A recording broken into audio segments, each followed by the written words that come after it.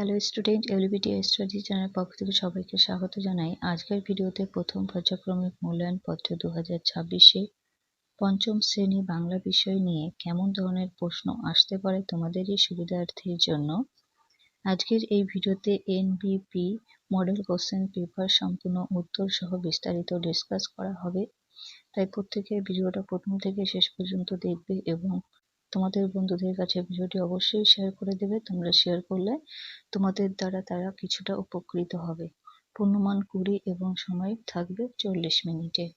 নাম, বিভাগ, রোল নাম্বারটা লিখতে হবে। একে রয়েছে সঠিক উত্তরের মাথায় টিক চিহ্ন দাও। দেখো হাফ নাম্বার করে 2.5 নাম্বার রয়েছে 5টির জন্য।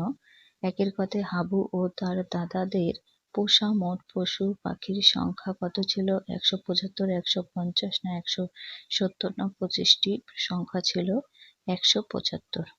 খতে এতুয়া শব্দটির অর্থ রবিবার, সোমবার না বুধবার না ছুটির দিন? দেখো এতুয়া শব্দের অর্থ হয় রবিবার। কোনটা হবে তোমরা প্রত্যেকে কমেন্টে বলবে। আমি এই প্রশ্নের অ্যান্সারগুলো সম্পূর্ণ করব না, শুধুমাত্র কোশ্চেনগুলো দেখাবো। এই কোশ্চেন প্যাটার্নের প্রত্যেকটা উত্তর আমি করে দেবো না, তোমাদের যদি করে দিতে হয় কমেন্টে বলবে, আমি পরবর্তী ভিডিও নিয়ে আসবো।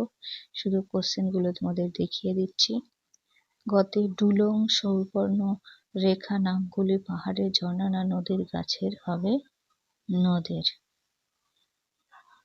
নাম্বার ঘতে লিভিং স্টোন ছিলেন ইতালি, জার্মানি, ইংল্যান্ড না স্কটল্যান্ড দেশের মানুষ? হবে স্কটল্যান্ড দেশের মানুষ।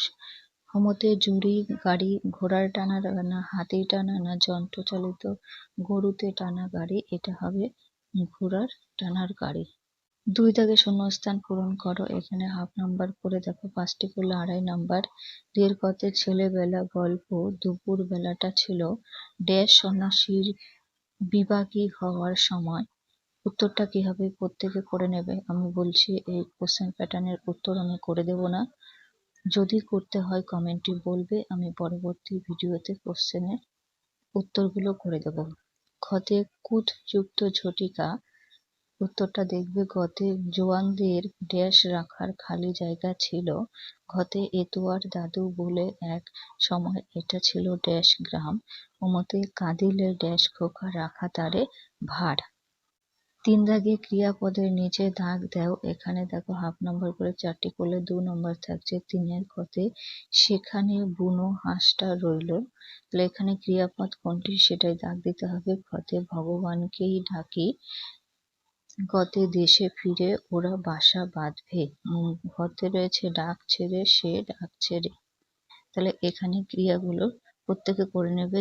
4 দাগের শব্দযুগলের অর্থের পার্থক্য লেখো। 1 নাম্বার রয়েছে দন্ত সহকার সো নয় একার না শোনা আর তালবর সহকার সো নয় একার না শোনা।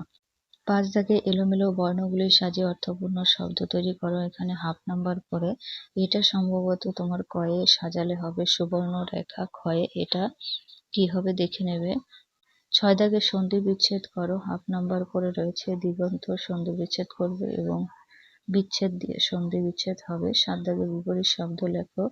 1 নাম্বার রয়েছে, প্রত্যেকটির জন্য হাফ নাম্বার করে থাকবে। পূর্বপুরুষের বিপরীত কি হবে দেখবে। খতে আদির বিপরীত শব্দ কি?